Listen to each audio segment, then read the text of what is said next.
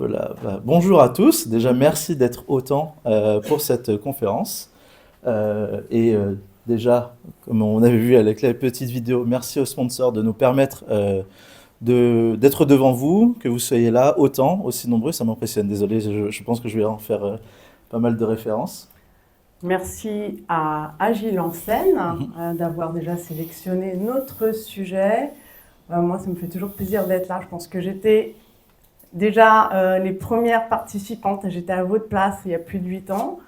À chaque fois, on a changé de lieu, ça devient de plus en plus grand. Enfin voilà, du coup, maintenant, je suis sur scène. Donc peut-être un jour, vous aussi, vous serez sur scène et ça sera chouette. Mais du coup, pourquoi on est là? Parce qu'on est un peu fatigué, en fait. Ça fait plus de 2 ans qu'on est en pleine réorg, voilà, diverses réorg sur plein de sujets. Et on en a gros. Et en fait, on voulait vous partager un petit peu nos parcours, nos expériences par rapport à ça, un peu sur toute cette présentation. Alors, vous, dans la salle, qui parmi vous n'a jamais vécu de réorganisation? Alors, on pensait qu'il y aurait au moins une main, mais même pas du tout.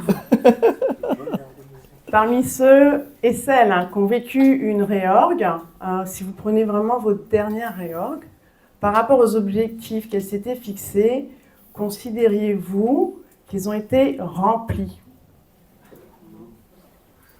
Par main levée, qui Ah, considère... il y a une main là-bas, Il y a timide. quelqu'un. Ah là, timide. 2 Ah, à deux, 3 trois, finalement. Ok, et qui considère au contraire que les objectifs n'ont pas été atteints? Oui, voilà, beaucoup plus de mains. Bon, c'est un peu ce qu'on pensait. Et en fait, vous n'êtes pas les seuls. Selon une étude de McKinsey qui était vers 2010-2013, je pense, si je me rappelle bien, en fait, plus de 70% des réorganisations sont considérées comme un échec par l'organisation et par ceux qui ont été questionnés. 25% ont à peu près atteint certains objectifs, pas tous, et seulement 5% sont considérés comme des succès. C'est pas beaucoup, hein? Et globalement, ça a l'air d'être le ressenti dans la salle. Alors, qu'on soit tous d'accord, on va partir sur cette définition de l'organisation qu'on va utiliser pendant toute la conf. Pour nous, on considère que c'est tout changement d'ampleur qui est censé impacter positivement les activités d'une entreprise. Et très souvent, ça passe sur un changement de structure et également un changement sur les façons de travailler. Alors, on ne va pas vous donner des recettes magiques sur comment réussir vos réorgs. Notre parti pris, c'est plutôt vous amener à vous poser les bonnes questions. En tout cas, c'est des questions qui vous permettront de moins rater d'une certaine façon, c'est notre espoir. En tout cas, c'est des questions qu'on aurait aimé se poser, ça c'est sûr. Et voilà, c'est 3 expériences, on n'a que 45 minutes, donc forcément, on ne va pas tout traiter. Vous pouvez voir la mind map que vous aurez en fin de présentation, qu'on a utilisé comme support de travail pour cette présentation. Il y a énormément de sujets qu'on pourrait aborder, donc on va être très partiel sur ce qu'on va aborder. Et on va être très partial, très partiaux sur comment on va le présenter, parce que forcément on a tous nos couleurs, tous nos expériences et tous nos vécus qui font qu'on gère ça un peu différemment. Alors on parle, mais en fait on ne sait toujours pas qui on est, qui es-tu Kevin?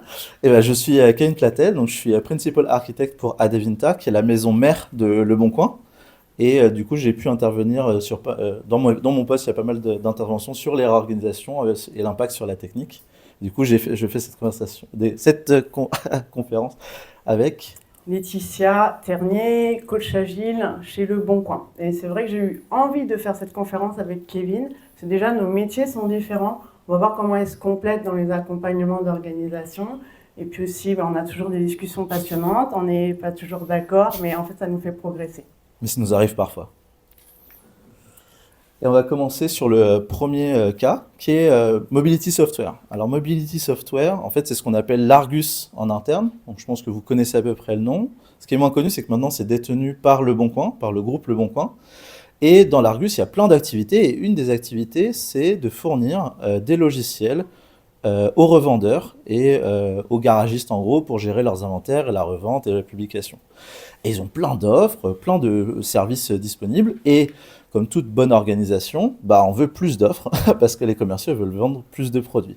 Le problème, c'est que bah, on a des ressources, on a des personnes limitées, des équipes limitées. Donc, comment on fait pour faire plus avec avec la même taille d'équipe? Bah, on va se réorganiser. C'est en tout cas l'approche qu'on va faire. Le problème, c'est que bah, on veut se réorganiser, mais nous, on ne sait pas comment faire. En tout cas, on va plutôt demander de l'aide à Laetitia là-dessus. Et du coup, on explore plein d'options avec l'écosystème qui s'occupe de ces softwares. Une des options, ça pourrait dire, est-ce qu'on rajoute une équipe pour faire un nouveau produit? Est-ce qu'on prend les personnes des équipes existantes pour créer un nouveau produit? Il y avait plein d'options possibles. En fin de compte, on se rend compte que ce nouveau produit qu'on veut faire, il y a déjà plein de points de commun avec les produits existants. Donc l'idée, c'est de raisonner en modules. Donc effectivement, si on a une approche par module, il y a des modules qu'on pourra utiliser dans plusieurs logiciels. Donc c'est vraiment l'option qui nous paraît la meilleure au commencement. Modularisons. La question, c'est effectivement, mais comment on fait pour modulariser? Parce que c'est un grand nom, c'est cool sur le papier, mais comment on fait? Et en fait, il y a plein d'approches possibles pour modulariser un logiciel. Et c'est là où je vais intervenir sur cette réorganisation-là. Et je vais utiliser des outils qui sont relativement connus maintenant, de domain-driven design, avec de l'event storming, etc. Et ça va être une première approche qu'on va vraiment faire, c'est aller, non pas juste appliquer des schémas de base, on va aller avec les équipes, comprendre ce qu'ils font, pourquoi ils le font, surtout parce que ça fait 18 ans qu'ils le font, donc ils ont un peu oublié aussi pourquoi. Et on va appliquer ce principe de domain-driven design, où un domaine est c'est une sphère d'activité où le logiciel est appliqué, vraiment le cœur du métier, qu'on va essayer de modéliser dans le code. Et du coup, de ça, on va essayer de créer des architectures vraiment avec des domaines où les modules seraient un domaine qu'on va pouvoir réutiliser dans plusieurs logiciels et plusieurs sources de valeur. Donc ça, on va faire une très belle architecture dans laquelle on va le faire avec les équipes, etc. Le truc, c'est que cette architecture, elle ne mappe absolument pas l'organisation qu'il y a actuellement dans les équipes. Et du coup, on va revenir, on va faire un ping-pong avec Laetitia. Ok, comment on fait pour que ça matche un peu avec les équipes pour tout ce qui est responsabilité et ownership? Donc, au final, le parti pris, en fait, c'était de se dire, les plus sachants, en fait, pour imaginer une organisation cible, ça va pas être la direction qui, dans un coin de table, va dessiner un nouvel organigramme. On donne vraiment la main aux équipes. On leur dit, vous connaissez les domaines, vous avez bien compris, vous voyez les fractures, vous connaissez entre vous, vous connaissez les rôles. Donc, on va travailler pendant une journée sur quelle va être la meilleure organisation possible pour servir les différents produits. Donc, on a une journée d'atelier, on utilise en fait vraiment un matériel qui est issu de Medler Games, Management 3.0, qui permet de dessiner les équipes qu'il y a à l'intérieur des équipes. Très important aussi, les interactions entre les équipes. Et puis tout ce qu'on veut préciser, de quoi est responsable l'équipe, etc. Et on fait travailler en petits groupes. Donc on mélange les équipes existantes, on les fait travailler en petits groupes, donc à peu près 4 groupes qui proposent toute la journée en fait des designs d'organisation. Et ces designs, en fait, des fois, on leur laisse par exemple 3 quarts d'heure pour la première itération. Au bout de 3 quarts d'heure, on a une mini démo et on a du feedback des personnes en disant là, il manque quelque chose. Là, je suis inquiète parce qu'on ne répond pas à cette problématique-là. Et petit à petit, en fait, déjà, il y a une pollinisation des différents designs. Et puis, à la fin de la journée, il y a en fait les meilleurs designs qui émergent et on vote pour un top 2 de propositions d'organisation pour cet écosystème de 40 personnes. Ce top 2 est proposé ensuite à la direction et aussi au syndicat, parce que comme il y a un changement de structure, il fallait aussi qu'il soit dans la boucle. Au final, on accompagne aussi sur le bootstrap de ces nouvelles équipes, comment créer plus rapidement ces nouvelles équipes, la mise en place opérationnelle de cette transition pendant 3-4 mois. Ça se passe, franchement, ça se passe plutôt bien et c'est considéré comme réussi.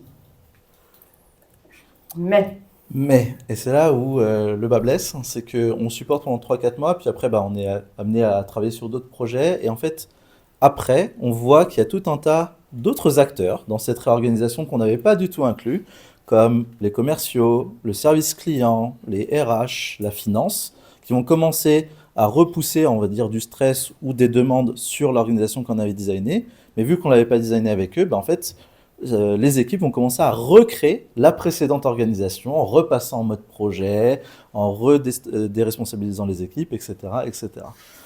En fait, ce qu'on s'est mangé en plein mur, c'est la loi de Conway. La loi de Conway, je pense qu'il y a beaucoup qui la connaissent, mais c'est globalement que toute organisation est vouée à recréer une architecture qui va reproduire ces patterns de communication. Le truc, c'est que souvent, on l'applique plutôt dans un contexte tech-produit, où on va designer, etc. Mais en fait, là, on voit qu'elle s'est appliquée à beaucoup plus large que ça. Elle s'est appliquée effectivement sur toutes les communications de l'entreprise, pas juste la technique. Parce que, en fait, c'est un système qui est complet. Et quand on parle de système, en fait, on voit ça. C'est que, bah, il n'y a pas juste la tech et le produit, voilà, ou il n'y a pas juste ce petit département de DSI ou PNT. Bah, il y a tout le reste en fait, il y a toute l'organisation qui va avoir une influence de près ou de loin sur ces choix-là. Et ça, c'est vrai qu'on l'avait mal anticipé là-dessus. La question, du coup, qu'on aurait dû se poser, c'est quelle interaction avec vos stakeholders change. Il ne s'agit pas juste de réorganiser peut-être un petit bout de DSI, c'est qu'est-ce qu'on va changer dans toutes les interactions externes avec cet écosystème. Et une fois qu'on d'établir que ça change, qu'est-ce qu'on fait de ça? Et vous, qui s'est déjà posé ces questions-là lors de ces réorganisations-là dans la salle? On a une main levée là, Ouais, deux, pas, trois. pas beaucoup. On va changer d'échelle. Ouais, donc là, je vais utiliser un retour d'expérience qui est ma vie d'avant de chez Le Bon Coin. Donc, c'est une autre échelle. On est sur la transformation agile d'une DSI centrale d'une grande banque. Donc voilà, vous avez une DSI, il y a à peu près 1000 personnes qui fabriquent des logiciels pour des entités qui sont partout dans le monde. Et puis ces entités, elles ont leurs propres clients et leurs propres utilisateurs. Et il y a un nouveau DSI qui arrive et très vite, il voit qu'il y a des problèmes de qualité et de délai. Puis aussi, il y a un enjeu un peu caché de ce DSI. C'est aussi marquer son territoire. Je viens là, je veux transformer et je veux avoir une empreinte forte sur l'entreprise. Ça, c'est pas dit explicitement, évidemment. En tout cas, on lance une transformation agile et DevOps. Et vous voyez qu'il y a quand même les moyens parce qu'il y a 100 personnes, il y a un service entier qui est dédié, qui est créé pour cette transformation avec 100 personnes. Sauf que, donc moi je suis coach parmi ces 100 personnes, j'arrive sur le terrain et voilà ce que j'entends. Voilà, bah ouais, encore une réorg, c'est la 5e en 5 ans. Oui, ces problèmes. Et alors, moi, mes problèmes, j'arrive pas à sortir de la qualité, c'est pas en faisant du DevOps, comme vous dites, que ça va marcher. Ou, ok, l'agilité, ça fait 10 ans, 15 ans qu'on entend parler, et j'en ai toujours pas vu le bout d'une oreille dans mon quotidien. Donc, qu'est-ce que ça va changer cette fois-ci? Du coup, on se pose la question, comment on va embarquer ces 1000 personnes? Première idée, pas très originale, mais n'empêche que c'est une idée, c'est on va travailler sur le sens de cette transformation.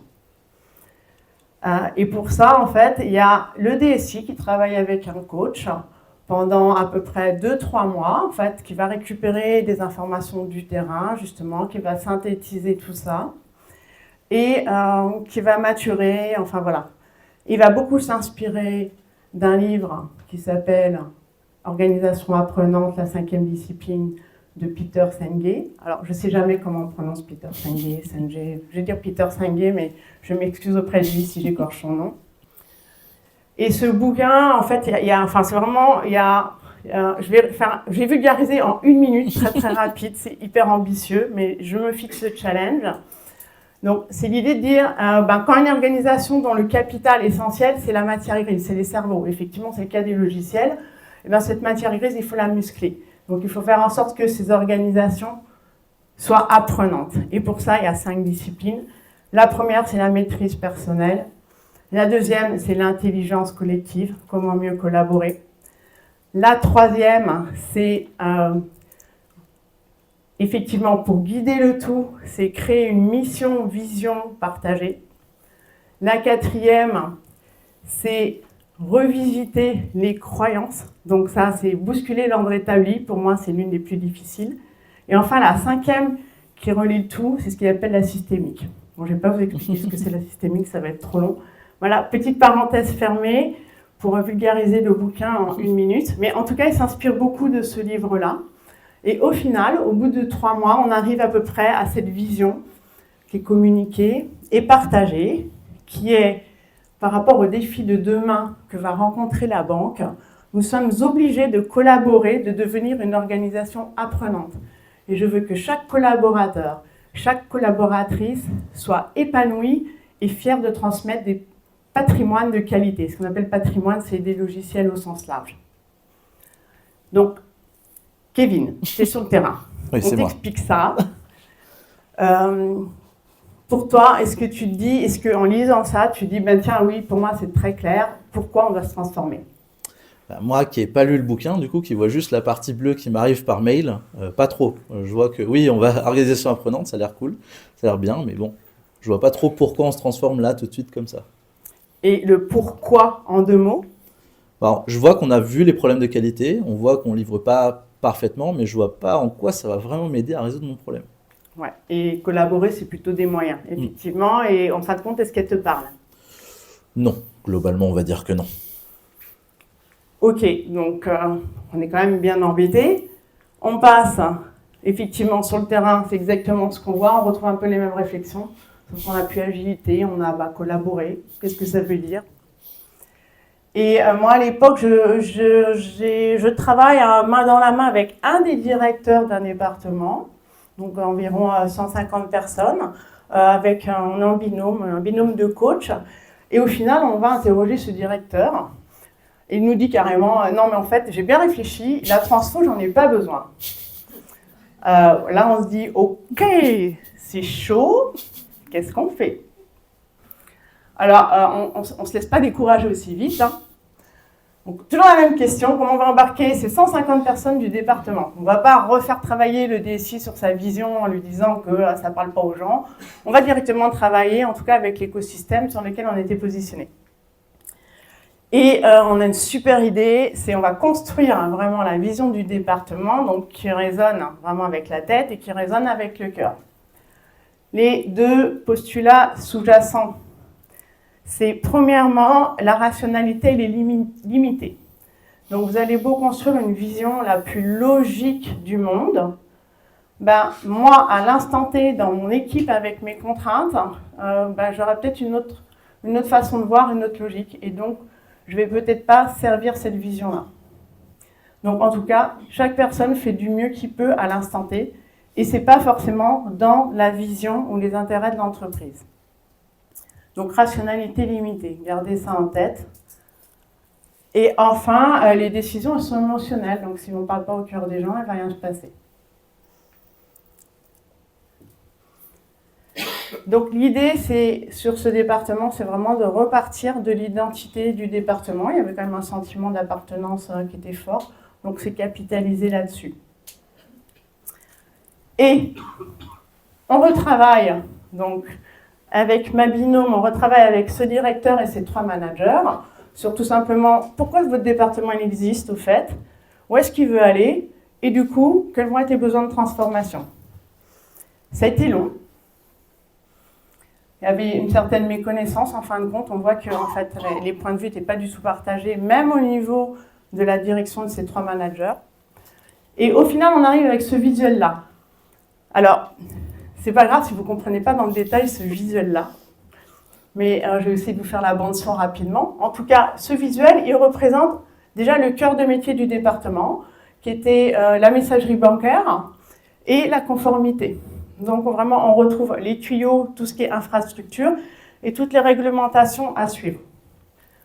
Le futur de ce département, en fin de compte, devait répondre à l'augmentation du volume de transactions, plus 20% par an quand même, et tout ce qui est autour, l'augmentation aussi des réglementations. Donc l'idée, c'est plutôt d'être en réactif et de subir ces réglementations, c'est d'essayer d'être un peu plus proactif en utilisant par exemple l'intelligence artificielle.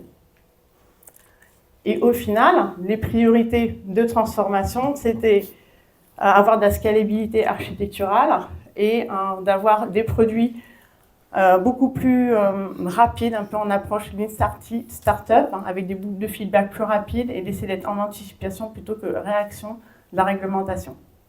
Et du coup, Kevin, quand je te raconte ça, est-ce que tu comprends mieux déjà pourquoi on doit se transformer et pourquoi en 2 mots? Bah là, on voit effectivement scalabilité, réglementation, et vers quoi effectivement ce côté collaboration. Bah oui, on va devoir servir beaucoup de gens autour, donc c'est beaucoup plus clair en tout cas. Ok, sauf que ce truc-là, bah, en fait, on l'a fait avec les 4 personnes de la direction. Et il y a 150 personnes aussi. Donc, finalement, est-ce que si j'explique à ces gens-là, ça va marcher, non? Bah oui, enfin, je veux dire, il suffit d'expliquer beaucoup, et globalement, tout se passe bien. Alors, effectivement, ça, c'est en bas dans le schéma. Vous avez ici l'approche top-down en disant, bah, il y a un petit comité plutôt de direction qui va créer une vision. Puis après, ben, cette vision, il suffit de l'expliquer, puis ça va marcher. Il va y avoir de l'adoption. Donc ça, c'est une croyance. Dans la vraie vie, ça ne se passe pas tout à fait comme ça. Donc, adoption ou pas.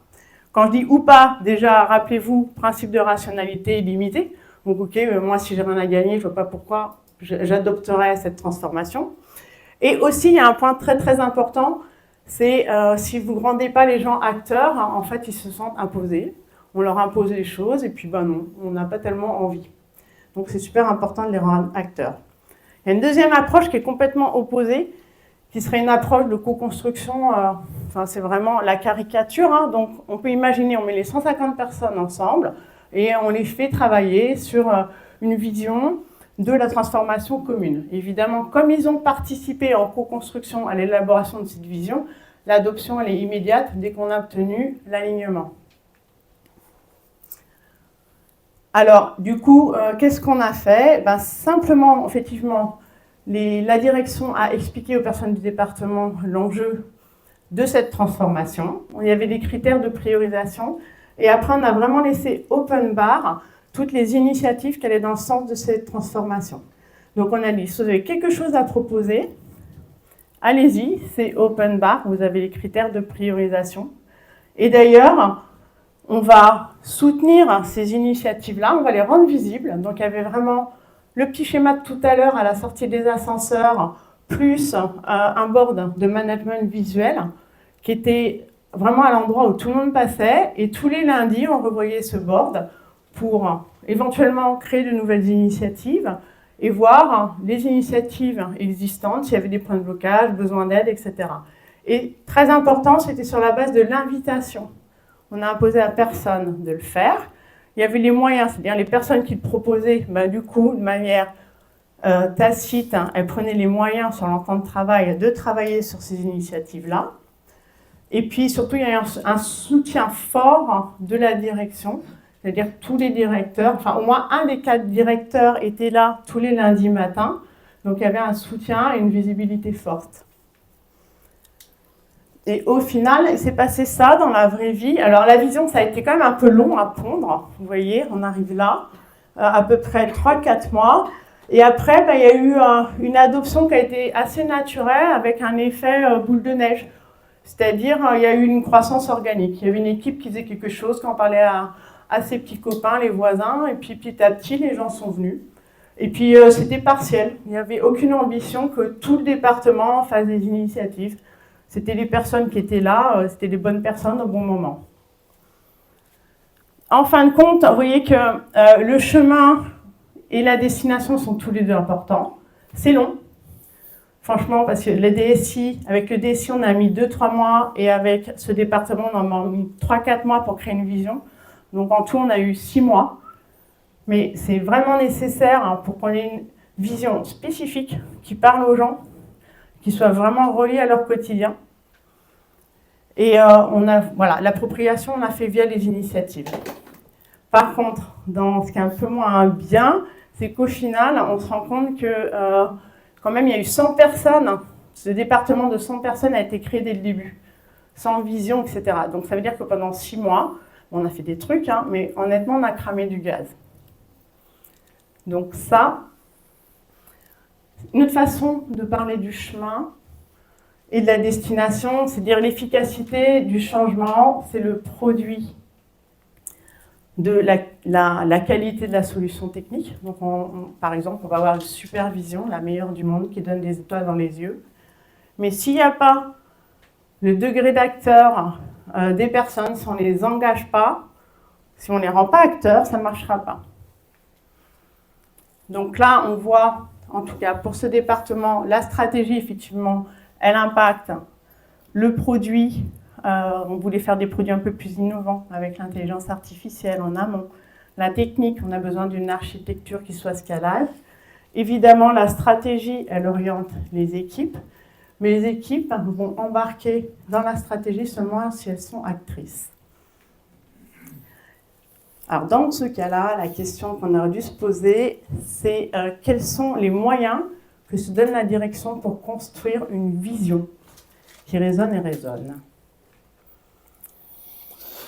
Et du coup, on va passer au troisième, donc encore une autre échelle. Donc on est passé de 40 à 1000, là on va parler de 5000 personnes dans le cadre d'Adevinta. Donc Adevinta, c'est la maison mère de Leboncoin, et elle détient plein de Leboncoin, en haut, partout en Europe. Et on a une vision à ce moment-là qui est de se dire, bah, on va créer une plateforme européenne pour tout le monde, basée sur un socle technique commun, et dans lequel les équipes vont passer de refaire la même chose au niveau national, donc avoir 5 équipes moteurs de recherche, à une seule équipe qui va s'occuper de 5 pays. Donc le but, c'est de libérer des ressources pour pouvoir être justement plus innovant, pouvoir faire plus de choses, etc., etc. Donc il y a une vision relativement claire, qui résonne, du coup c'est relativement logique, on va essayer de factoriser, on va essayer de faire une aussi qui résonne auprès des utilisateurs, c'est justement cette connexion européenne. Donc on va se réorganiser pour ça, donc vraiment on va changer toute l'organisation pour passer d'un modèle national à international. Donc c'est un gros changement au niveau de la plateforme. Du coup, c'est vrai que ça a l'air compliqué, et comment on s'y prend ? Eh ben, c'est facile. On a une organisation agile qui avons su faire face à plein de difficultés avec des collaborateurs engagés et plein de force de proposition. Ça te va pas comme réponse ? Ça ressemble un peu à la pensée magique de l'auto-organisation. Bah oui, non, c'est pas ça l'agilité, non. Bien sûr que non. Bon, du coup, effectivement, il y a eu, si on reprend un tout petit peu comment s'organisent les entreprises à l'intérieur d'Adevinta, en fait, elles sont très différentes les unes des autres. Si on prend en France, bah, on va avoir des feature teams dans lesquels, d'un point de vue culturel, elles ont une zone très focus de responsabilité et elles vont être regroupées en crew, en tribe, et c'est quasiment 700 personnes, le département IT de Leboncoin. En Allemagne, c'est 2 fois moins. Et là, par contre, les équipes sont beaucoup plus bottom-up, où elles vont avoir juste un grand espace de jeu et elles vont prendre en fonction des besoins utilisateurs, du business, parce que le business est vraiment inclus directement avec les équipes, comparé en France. Et du coup, il va y avoir une autre organisation. Et en Espagne, c'est encore plus petit, c'est encore 2 fois plus petit. Et là, par contre, les équipes elles vont réagir plutôt aux demandes commerciales et elles vont être beaucoup plus proches des commerciaux.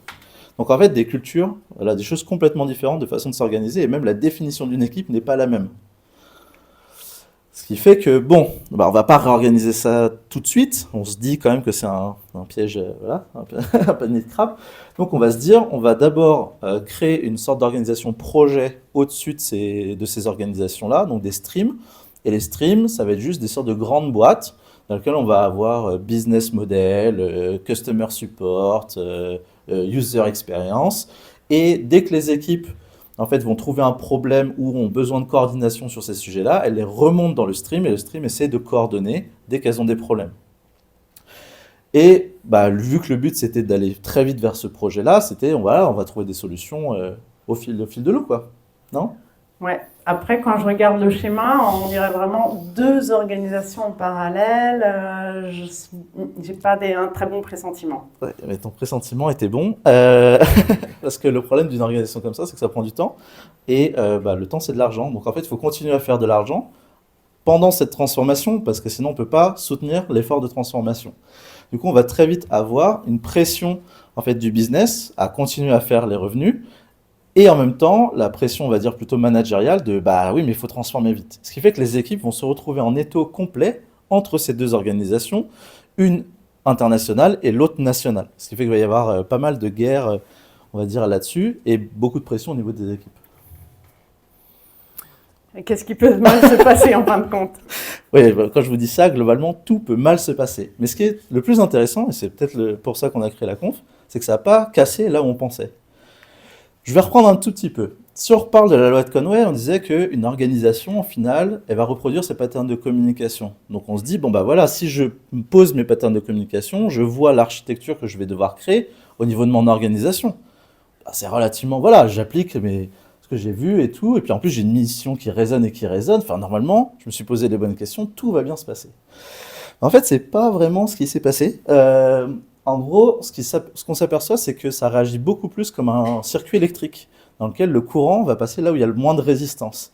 Et en fait, quand on demande à des équipes nationales qui ont l'habitude de travailler avec d'autres équipes, en fait, le courant passe très très bien, donc elles vont naturellement privilégier le business local et les interactions locales, les choses dans lesquelles ça se passe bien, plutôt que de devoir aller chercher et devoir aller s'embêter à parler à quelqu'un d'autre dans un autre pays, dans une langue qu'ils maîtrisent mal, parce que aussi on passe de langue nationale à l'anglais. Donc il y a aussi tout ce problématique de résistance là-dessus. Et ça crée des problèmes, on va dire, intéressants là-dessus, sur ces problèmes de communication. Et bien pire.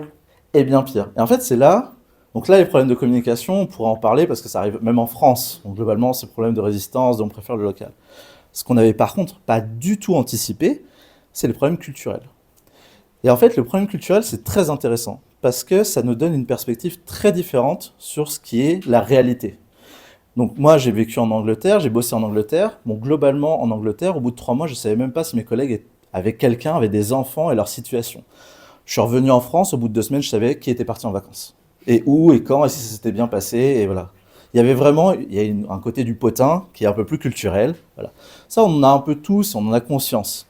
Ce qu'on a moins, c'est les cultures d'entreprise. Et en fait, qui sont très très fortes et qui vont agir quasiment comme des micro-pays dans leurs organisations.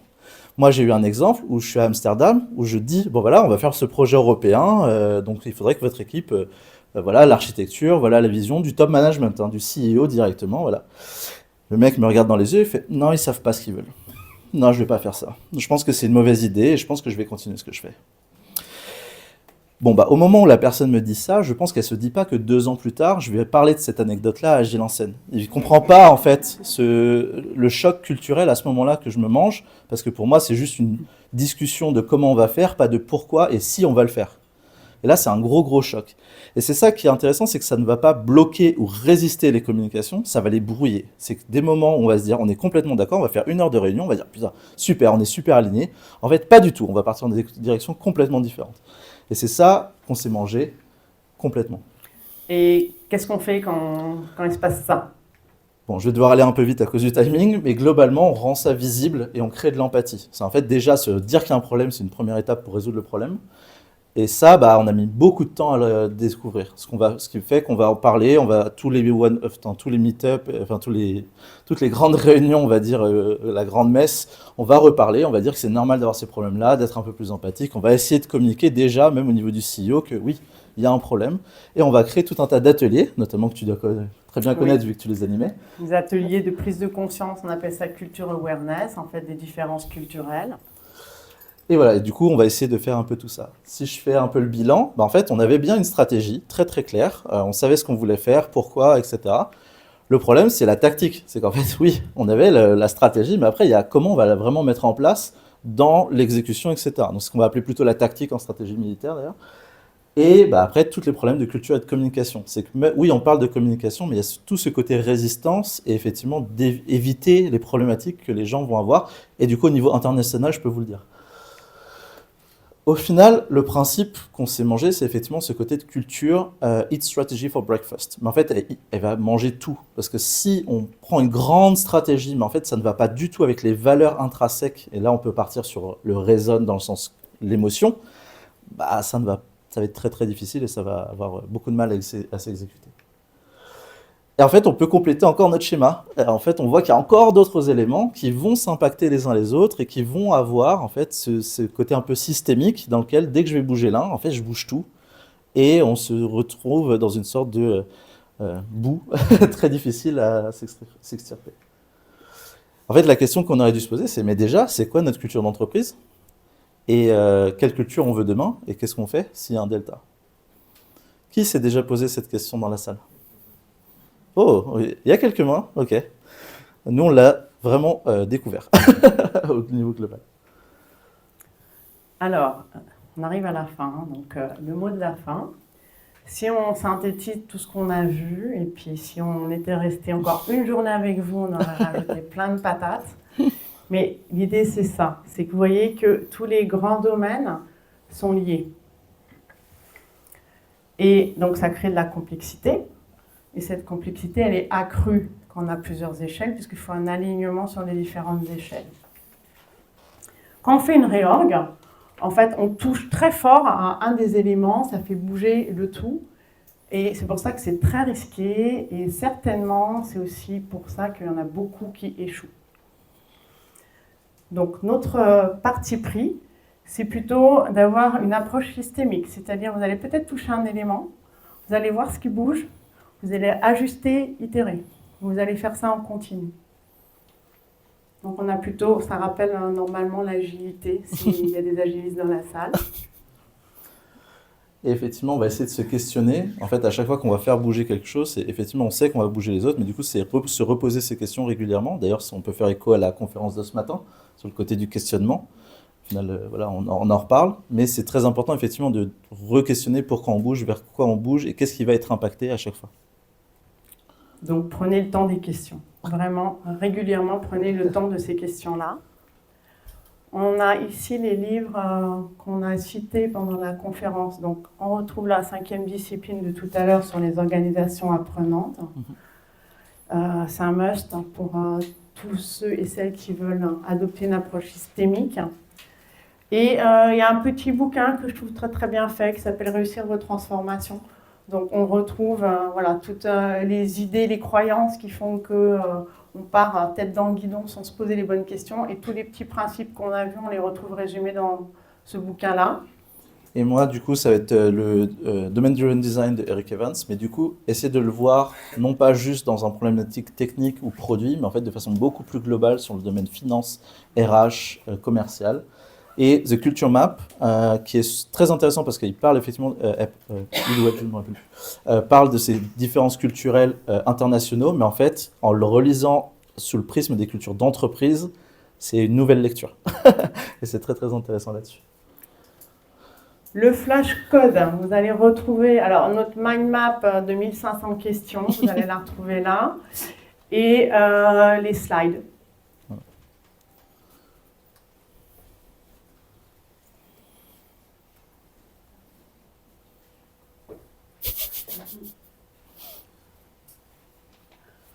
On va laisser projeter et du coup, voilà. On a le temps pour prendre Il y a des questions. Est-ce qu'il y a des questions?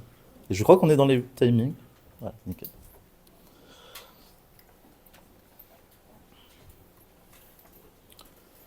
Tout était très clair, pas de questions. Ah, si. Question pour toi, Kevin. Tu es architecte, tu es quand même assez calé sur tout ce qui est agilité aujourd'hui. Est-ce qu'au départ, tu étais réfractaire à tous ces changements? Peut-être la vision coach qui t'était présentée, et si oui, qu'est-ce qui t'a fait adhérer à ces perspectives de changement et d'intégration de l'agilité? Je t'invite à répéter la question pour je les vais gens du fond de la salle. Donc la question, et tu me dis si je reformule correctement, c'est en tant qu'architecte, donc plutôt dans la partie technique, effectivement qui présente là beaucoup de concepts de l'agilité.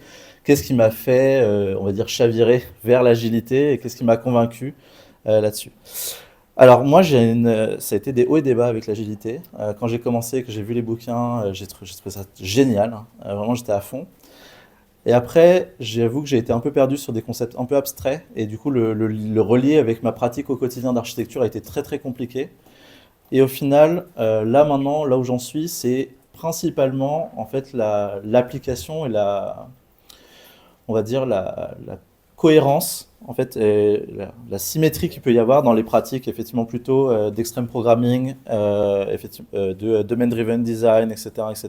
Et en fait, toute cette traduction du monde de l'agilité qui est peut-être plutôt orienté vers des décideurs de façon un peu plus abstraite au niveau de l'entreprise, c'est au moment où ça a été traduit et vraiment avec des cas concrets d'application qui a créé un pont de langage, du coup, si je reprends sur la communication, qui m'a permis de vraiment comprendre comment ça s'appliquait, quel bout s'appliquait, parce que tout ne s'applique pas de la même façon, et comment l'adapter, on va dire, sélectionner et comprendre ce qui était applicable dans ma pratique. Donc c'est vraiment à partir du moment où j'ai refait ces traductions-là et relié à des pratiques plutôt software que là j'ai vraiment compris l'intérêt pour moi au quotidien. Oui. Est-ce que dans ces organisations, avec les différentes équipes, les différents pays, est-ce que vous avez pris des personnes en rôle, type ambassadeurs, qui vont traduire le Lost in Translation entre différentes cultures, entre différents pays? La question est, est-ce qu'il y a eu des ambassadeurs qui ont aidé les gens à s'y retrouver, qui étaient un peu perdus, Lost in Translation, pour aider, en fait, justement, à se retrouver culturellement. Donc, en tout cas, dans la dernière expérience, il y a eu effectivement un cabinet de change management qui est venu en soutien de la direction. Pour moi, il était plutôt sous-équipé, c'est-à-dire qu'on a eu des consultants plutôt juniors. Et puis, mine de rien, à Devinta, en tout, c'est 5000 personnes. Donc, rien qu'à la DSI, c'était 2500 si on regroupe toutes les entreprises. Et du coup, il y a une idée à un moment donné il y avait une vision du changement qui était très planifiée, comme un projet. Donc, je rends les gens doivent, c'est sur le modèle ADCAR. Donc voilà, j'acknowledge, le desire, est-ce que j'ai les moyens d'eux, puis après je déploie et je renforce.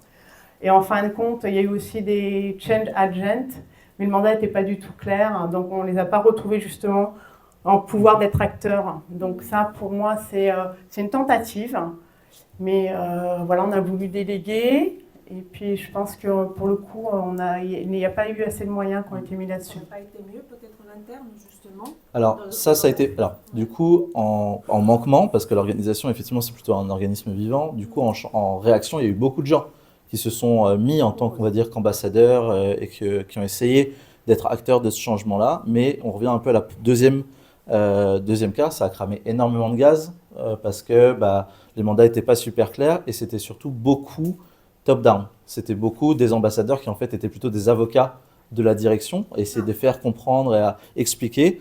Et souvent dans le côté d'ambassadeur, on prend les ambassadeurs de la direction. Malheureusement, dans beaucoup de cabinets, c'est des ambassadeurs en fait de la direction, dans lesquels les employés vont plutôt être en réaction. Et c'est un peu le côté changement magique dans lequel, oui, mais en fait, si les ambassadeurs ils expliquent, ça va marcher. Et non, en fait. En fait, on retrouve un peu le cadre numéro 2. On est retombé un peu dedans aussi. Ouais, c'est plus difficile, c'est vraiment le côté acteur et comment les rendre. Et avec la communication difficile, c'est vrai que ça a été encore pire. Il y a une question au bout d'abord. Bonjour, Marc, coach de CFG. Et du coup, ma première question, c'est parmi les pays avec lesquels vous avez travaillé, lequel en fait est le plus agile? Alors, j'ai absolument pas le moyen de répondre à cette question-là. Alors, ceux qui sont les plus engagés, ça peut être une question. Alors, la question, c'était savoir parmi les pays avec lesquels on a travaillé, donc principalement France, Allemagne, Espagne, Italie, Pays-Bas, lequel était le plus agile. En fait, il y avait des cultures différentes. Donc, par exemple, en Allemagne, il y avait une culture produit peut-être un peu plus forte et travailler vraiment main dans la main en autonomie avec les stakeholders. En France, on a une organisation un peu plus grosse, qui est un peu plus structurée et un peu plus hiérarchique. Donc, chaque équipe va travailler sur un micro-domaine. Ça reste quand même siloté aussi. On a la DSI, le marketing à part, etc. Donc, voilà, ça c'est un exemple de différence en termes d'agilité. Juste pour compléter, moi, la réponse bête et méchante, c'est il n'y en a pas. Il n'y a pas de pays qui est meilleur. Et je pense que c'est la culture d'entreprise qui a été le plus impactante en fait dans ce genre de différence au niveau de l'agilité. Parce que en fait, en gros, il y a toujours des points positifs et des points négatifs, on va dire, parce que si l'agilité, elle n'est pas en direction, en gros, elle n'est pas dirigée, ça ne marche pas, sauf que diriger en Allemagne, c'était très très difficile. Par contre, effectivement, l'empowerment était plus intéressant en Allemagne. Donc si je prends en France, donc en fait, il n'y a pas vraiment de mieux. Et je pense que le plus impactant, c'est la culture d'entreprise. Pour avoir bossé avec plusieurs boîtes internationales, même en Angleterre, j'ai bossé pour 4-5 boîtes, enfin pas les mêmes boîtes, vraiment. On prend une dernière question. Une dernière question et après vous avez l'occasion de les voir. Partez pas. Non, on part pas. On reste toute la journée et moi je serai même là demain. Oui. Vous mentionniez au début de la conférence qu'il y avait 70% des réorganisations qui échouaient, qui étaient considérées comme un échec. Est-ce que dans celle que vous avez vécue, vous aviez des points de mesure et des moyens de mesure de réussite ou de progression positive, on va dire, de ces réorganisations et comment vous avez fait? Je te la laisse, Alain. Globalement, ouais. En fait, au niveau du succès, c'est assez. La question, c'est sur les mesures. Comment on mesure le la succès transformation. par rapport au début, comment on mesure le succès d'une transformation? Et en fait, les mesures de succès étaient relativement très focus, pareil, sur plutôt les directeurs. Donc, c'est est-ce que j'ai perdu en productivité, combien j'ai perdu en termes. Il y avait des objectifs de rétention des employés, etc. Enfin, en gros, c'est des mesures plutôt managériales qui ont été mises en place.